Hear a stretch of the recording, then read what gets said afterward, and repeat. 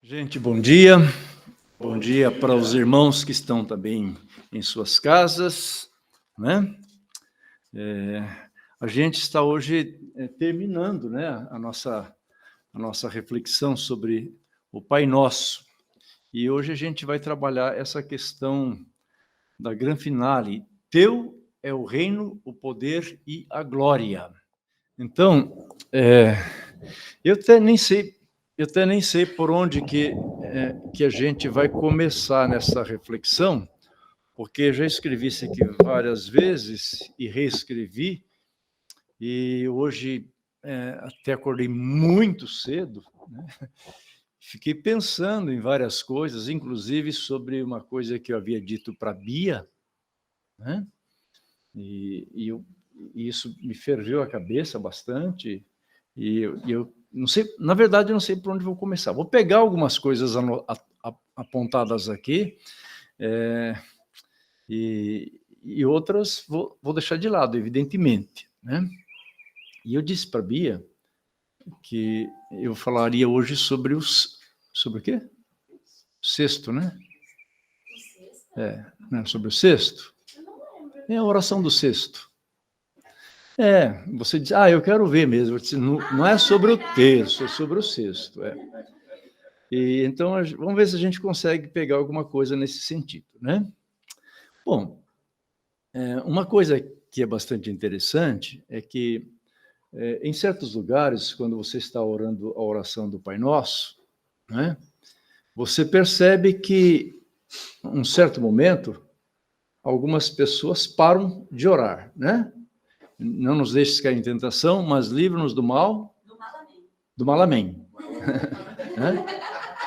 E há outro grupo de pessoas que continua, pois teu é o reino, o poder e a glória para sempre. Amém. Por quê? Porque algumas pessoas param no mal, amém, né? E outras continuam, teu é o reino, o poder e a glória. Bom, a razão disso, né, para isso, há duas explicações técnicas. Há duas explicações técnicas. Inclusive, isso está bem caracterizado em tradições cristãs, né? A tradição católica ora até o mal, amém. E a tradição protestante continua, pois teu é o reino, o poder e a glória para sempre, amém. Bem, a primeira explicação é que a oração do Pai Nosso, segundo a narrativa de Lucas, não apresenta mesmo essa frase, né, essa finale, né, que é usada pelos protestantes, né? E a outra questão, né, que a gente percebe e que nos interessa mais, né, quer dizer, na versão de Lucas isso não aparece, aparece na versão de Mateus, né? Na versão de Lucas termina com mal, mal, amém. E na versão de Mateus, então, teu é o poder, o reino, o poder e a glória, né? Então, a gente parece que fica dividido em turma do Mateus e a turma do Lucas, né? Eu já tenho meu time. Agora, a outra razão, e é que mais nos interessa, é que, como vocês estão observando, né, ali na projeção, esta expressão ela está entre colchete. Se você observar lá em Mateus, ela está entre colchete, né? Mas por que está entre colchete? Está entre colchete exatamente porque nas tradições mais antigas, né, nos escritos mais antigos dos textos originais, essa expressão não está presente. Então, essa expressão ela veio aparecer um pouquinho depois, né? Mas não é muito tempo não, viu? Vocês vão perceber na reflexão que não foi assim, depois de 100 anos, 200 anos, não, foi um períodozinho muito curto, né? Mas nos primeiros momentos ela não estava presente escrita, mas ela estava presente falada, né? E a gente vai entender um pouquinho melhor por que esta razão, né? O teólogo Martin Lloyd-Jones, ele afirma que nós, na verdade, nós não podemos ter certeza se Jesus realmente proferiu essas palavras, né?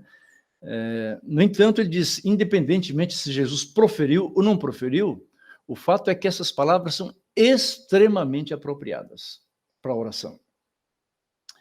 Agora, mesmo sendo apropriadas, nós não estaremos correndo o risco de estarmos orando uma oração que Jesus talvez não tivesse orado? É uma boa pergunta, né? E eu gosto de pensar nisto porque a proposta da oração do Pai Nosso é exatamente esta. Não é uma oração de papagaio, né? Não é uma oração para você ficar repetindo,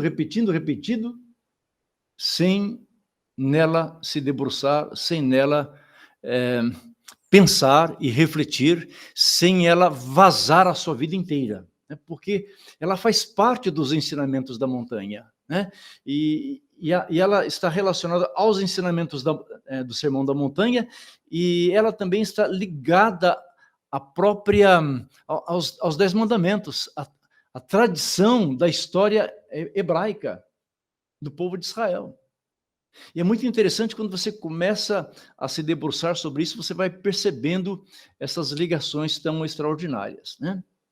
Então, o que eu queria destacar, pelo menos uma coisa da reflexão toda aqui, que a gente fez, né? Depois eu vou só tomar essa primeira parte, depois a outra parte eu vou desprezar e caminhar para uma outra direção, é que a oração, esta parte final da oração do Pai Nosso, é um convite para entendermos que a adoração a Deus, a glorificação de Deus, o reconhecimento de que Deus é santo, soberano, poderoso, né, supremo, esta adoração é um ato que deve estar no começo da oração e no fim da oração.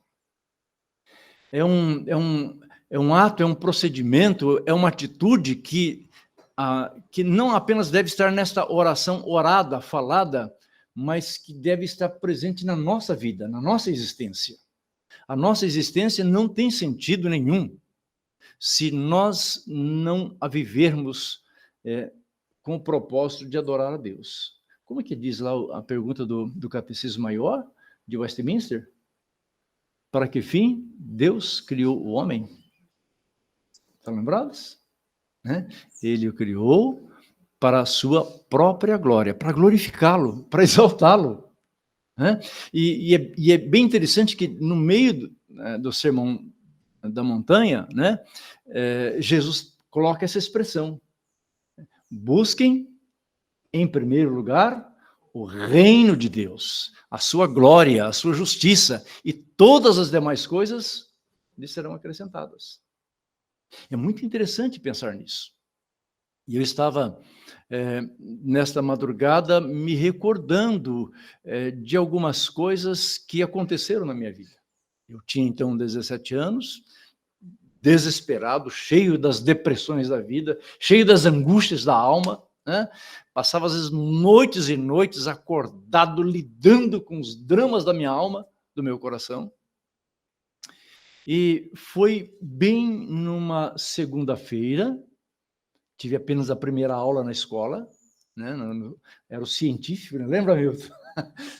Você já era desse tempo, né? Não, eu sou do tempo depois, eu já era ensino técnico. Científico, era o colegial científico, colegial contábil e colegial normal, que era didática, né? Eu fiz os dois, fiz o científico e fiz o normal, né?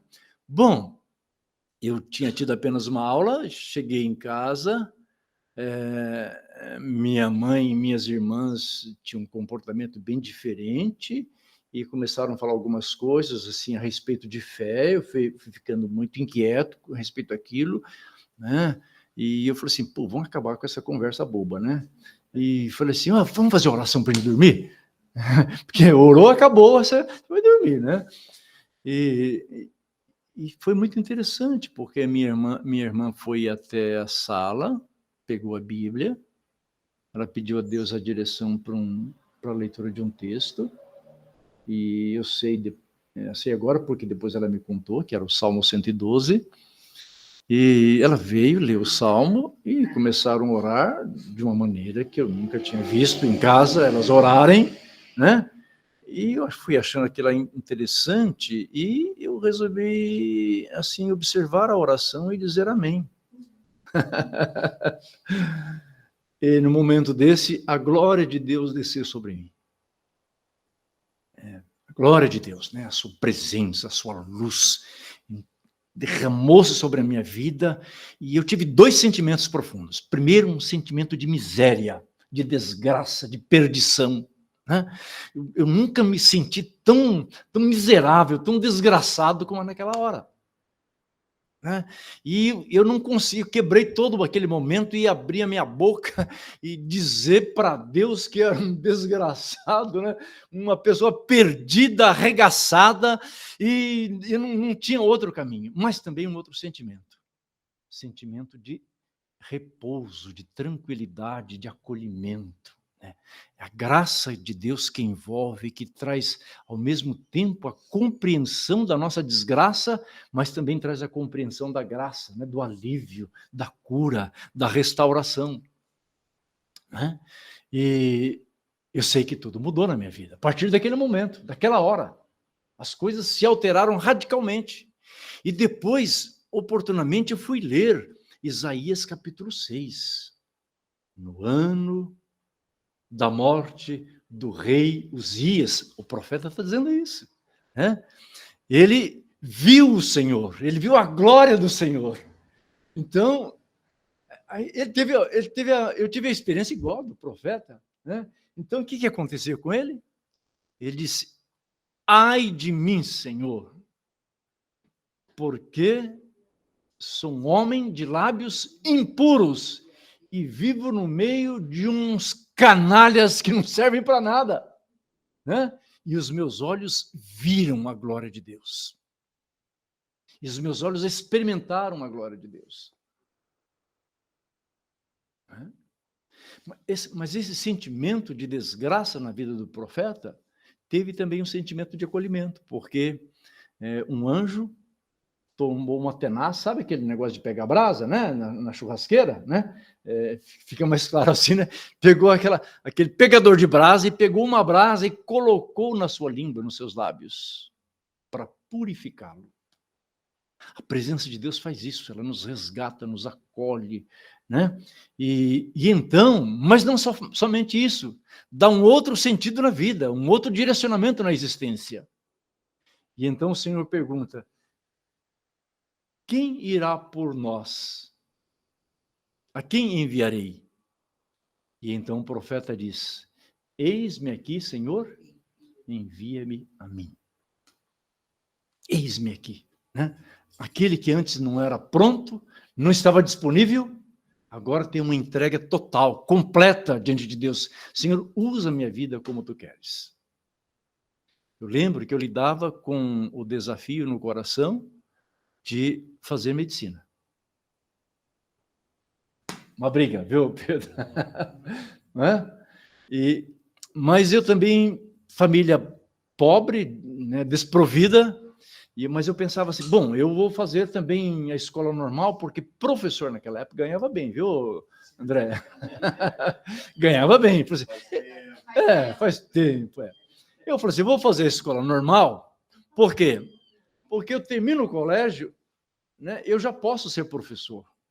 Né? E eu vou ter uma situação, pelo menos, mais favorável, dá para sustentar a vida. E, cara, não fui nem para um lado nem para o outro. Deus disse, careta, é por aqui, bicho. Né? Eis-me aqui, envia-me a mim. É uma vida que Deus, assim, mudou, transtornou radicalmente. Né? Não que na medicina ou no magistério você não exerça o ministério de Cristo. De forma alguma, você exerce, mas Deus faz alguns chamados especiais.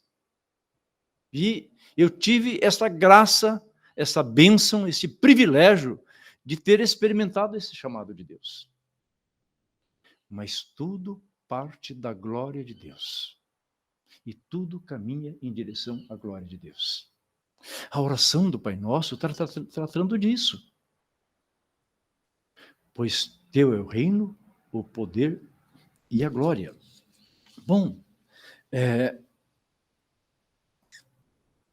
inclusive, Paulo escreve um hino doxológico, né? Porque essa expressão na oração do Pai Nosso é uma doxologia, é um procedimento adorativo de glorificação a Deus. Então, essa doxologia, antes de fazer esse apontamento de Romanos, né? Lembrar que, na verdade, ainda que esse texto não aparecesse nos originais, ele aparece pela primeira vez na história cristã, ele aparece pela primeira vez na Didaquê. O que é a Didaquê? A Didaquê é um escrito doutrinário que foi composto entre os anos 60 a 90. Ele foi escrito por cristãos anônimos desse período, né? Foram escrevendo esse doutrinário, e esse doutrinário era uma espécie de virando nuvem, né? Ou seja, ele era um doutrinário de discipular, de preparar as pessoas para o batismo. Então, aqueles primeiros cristãos passavam pelos ensinamentos da Didaquê para que fossem batizados. E é muito interessante, que inclusive lá diz assim, né, que o cristão deve ser batizado em água límpida e corrente. Então, batizar por imersão. E viva os batistas, batizado por imersão. Mas diz lá, não havendo água límpida e corrente, usa-se um copo d'água. Presbiterianos. Né? É muito interessante essa grandeza da Didaquê. Então, ela foi escrita para isso. E na Didaquê é que aparece pela primeira vez a expressão, né? Pois teu é o reino, o poder e a glória para sempre. Bom, é interessante que a gente entende que os primeiros cristãos já as repetiam. Mas entre o ano 33 e o ano 60, você tem aí pelo menos 27 anos. Então, nesses 27 anos, essa expressão era repetida ou não era?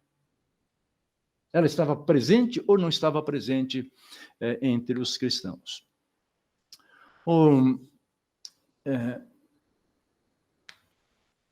Há uma contribuição muito interessante do teólogo alemão Joaquim Jeremias, e ele disse que não ter esse final é inconcebível. Por quê? Ele disse que as orações no judaísmo, neste período, elas terminavam com um selo. Todas as orações terminavam com um selo. E esse selo era uma doxologia. Era uma expressão adorativa, era uma expressão de glorificação a Deus. E então, ele disse que é impossível que a oração do Pai Nosso terminasse no mal. Livra-nos do mal, amém. Então, o entendimento é de que Jesus construiu mesmo a oração desta maneira, mas deixou que o selo fosse colocado de maneira voluntária e espontânea. Cada um construía a sua maneira de expressar a adoração a Deus. E evidentemente, isso é muito, muito comum na história do cristianismo, você ir escrevendo aquelas coisas que se tornam práticas da vida. E é por isso que na Didaquê entrou essa expressão, né? Pois teu é o reino, o poder e a glória para sempre. Ou seja, tudo precisa de estar linkado à glória de Deus. Tudo. E agora,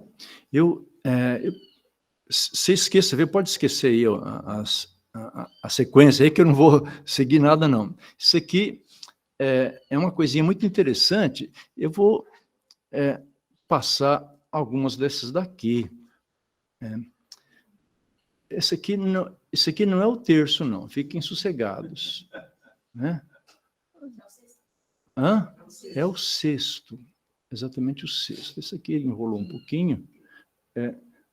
Passe isso para quem você quiser. Ô, Mayra, passa esse aqui para alguém. Esse aqui é da Bia.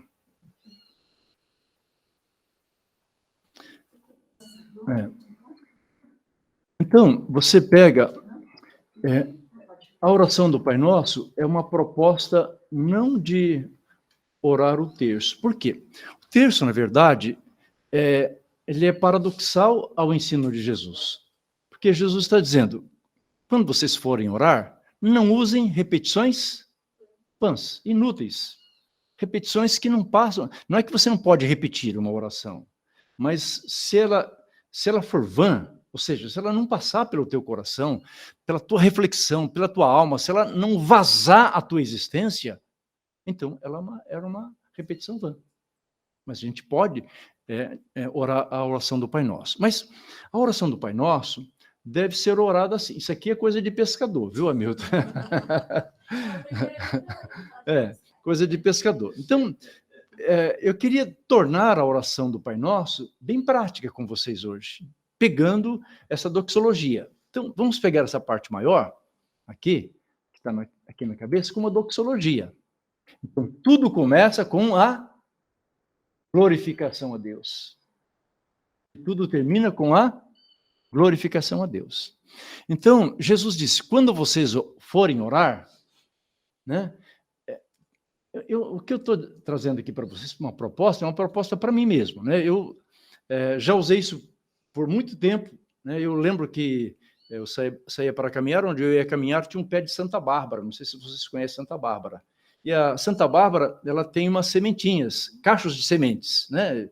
Assim, do tamanho de um grão de bico, mais ou menos. Então, eu pegava essas sementinhas, né, e as usava como a oração do cesto.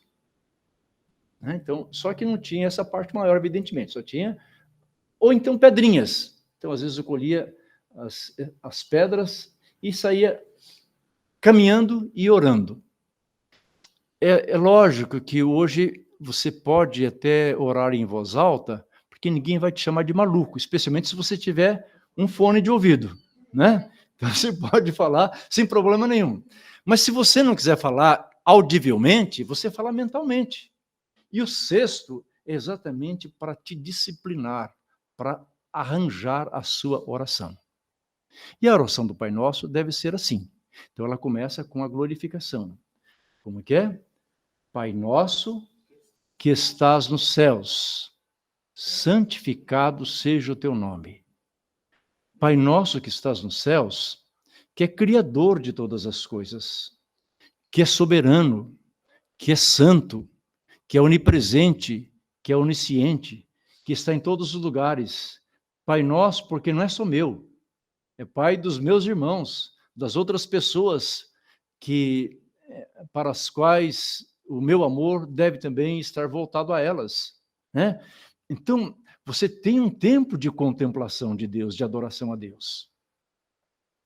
E observe, inclusive ali no cesto da Bia, ela tem os três itens brilhantes, bonitos. Por quê? Porque os três se referem a Deus, né? Se referem à Trindade. E você começa com o Pai nosso que estás nos céus. E você diz, santificado seja o teu nome. Então, Pai, que o teu nome seja santificado. Seja santificado onde?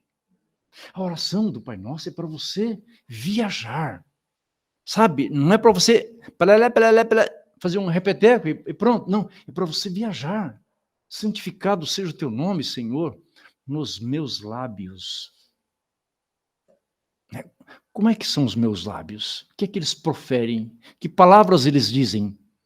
Santificado seja o teu nome na minha mente.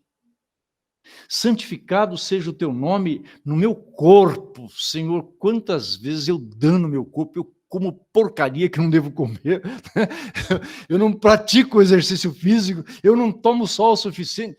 Pai, vem santificar o teu nome no meu corpo.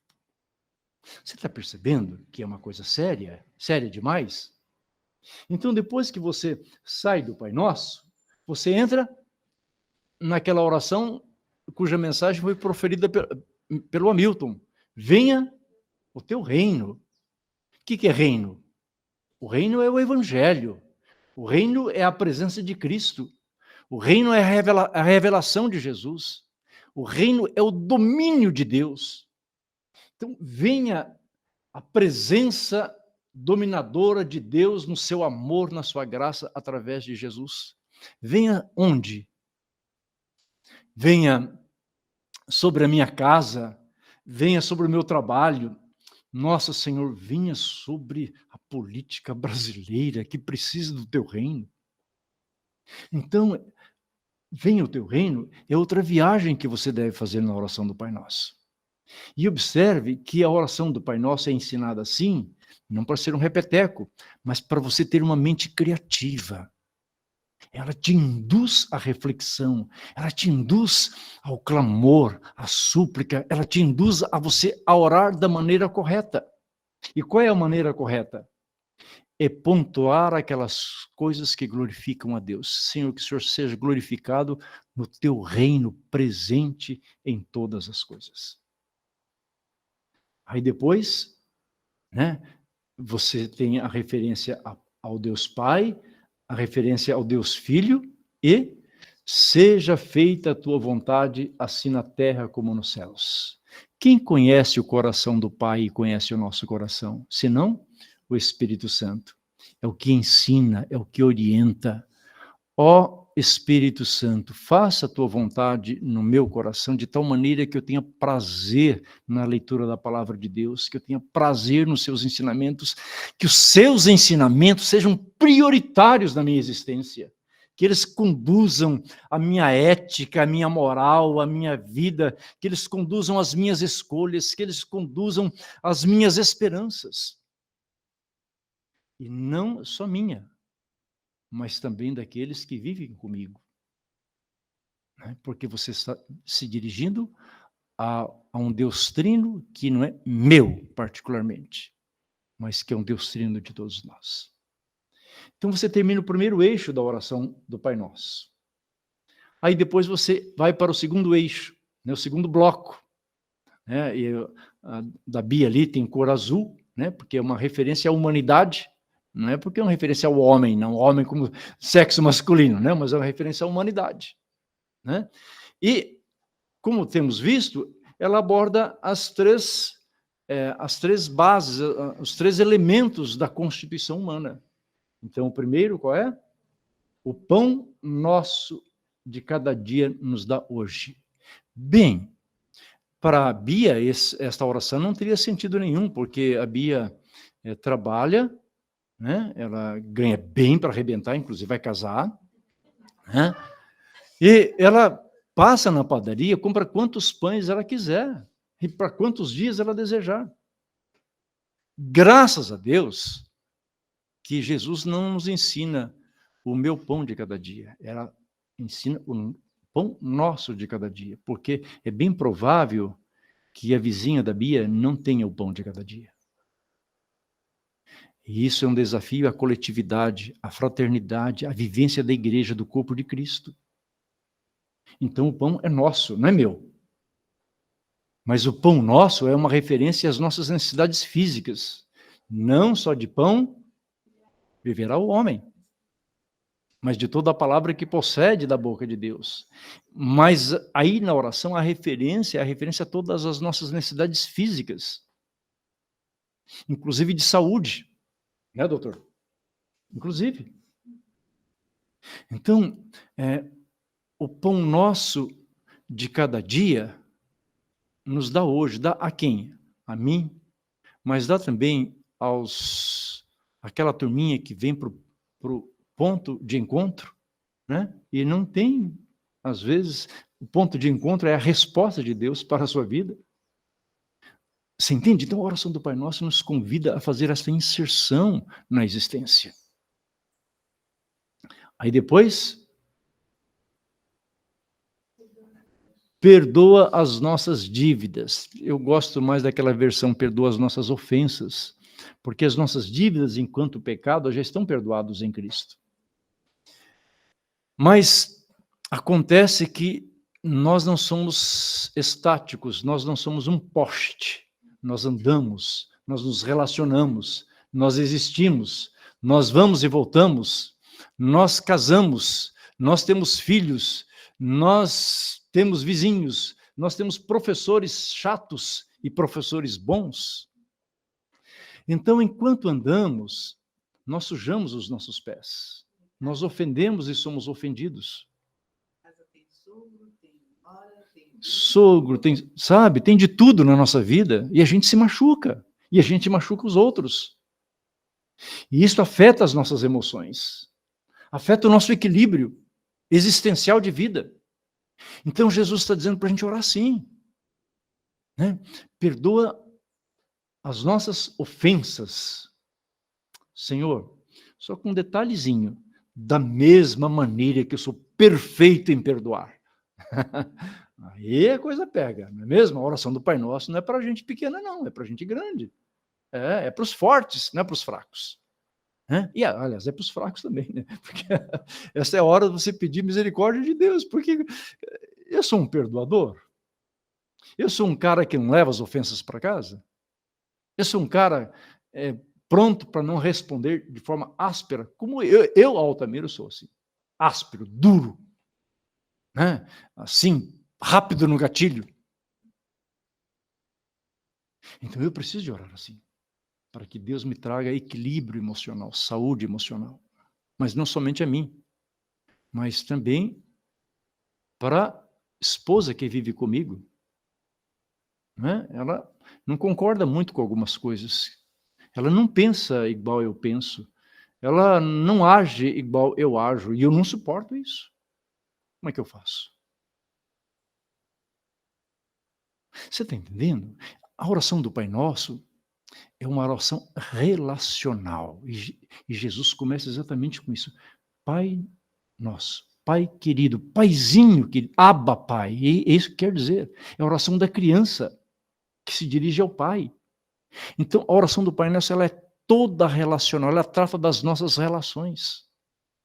E nesse segundo módulo, trata da nossa relação conosco mesmo, e nessa segunda oração, trata da nossa relação com o outro. Né? E, finalmente, não nos deixes cair em tentação. Né? Sermão lindo que o Tom pregou no domingo passado. Não nos deixes cair em tentação, mas livra-nos do mal. Né? Porque a gente não vive na céu todos os dias, todas as horas. Graças a Deus aqui não tem tentação, né? Ou tem? Tem tentação aqui também. Né? Então, guarda-nos guarda enquanto vivemos a vida, a existência, guarda porque o Senhor nos criou para a sua glória e eu sempre quero viver para a minha própria glória, tenho a tentação de viver para a minha própria glória, de pensar nos meus interesses, de fazer as minhas escolhas sem te considerar, sem te levar em conta. Então, não me deixes cair na tentação enquanto vou sendo provado. Porque a vida é uma provação constante. Não tem jeito de viver a vida sem ser provado. A vida é cheia de problemas, cheia de dramas, cheia de incompreensões. A vida não é justa. A vida não é justa. A vida não é fácil. Por isso, eu preciso desta graça de Deus salvadora que não me deixe ficar preso às desordens, às desorganizações da existência que afetam a minha espiritualidade. Terminou? Pois teu é o reino, o poder e a glória para sempre. Tudo começa com a glorificação a Deus e tudo termina com a glorificação a Deus. Então, eu queria estar terminando a nossa reflexão hoje com esta proposta, com este desafio. Você pode construir cestos melhores do que o meu. Isso aqui, né, Milton, é de pescador. Para levar lá, na hora de pescar lá, você está lá, né?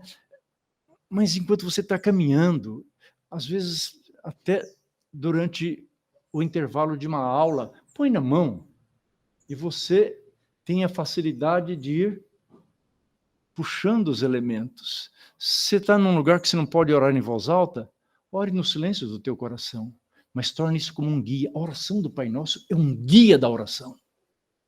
É uma proposta de vida em oração. É um desafio para que você viva a sua existência prostrado diante daquele que é soberano. Né?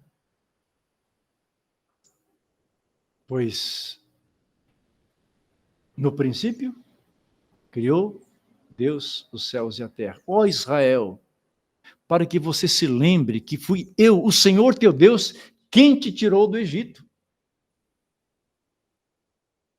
E a palavra, né, no princípio era a palavra, e a palavra estava com Deus, e a palavra era Deus. E esta palavra se encarnou e veio estar entre nós. Este que é o princípio de todas as coisas, deve ser a base de toda iniciativa de nossa existência. É a base do direcionamento de toda a nossa existência. Deve ser a base da escolha das nossas profissões. Deve ser a base para construir a nossa vocação. A glória de Deus. A glória de Deus. Como é que eu posso glorificar a Deus no meu viver? Pois teu é o reino, o poder e a glória para sempre. Amém.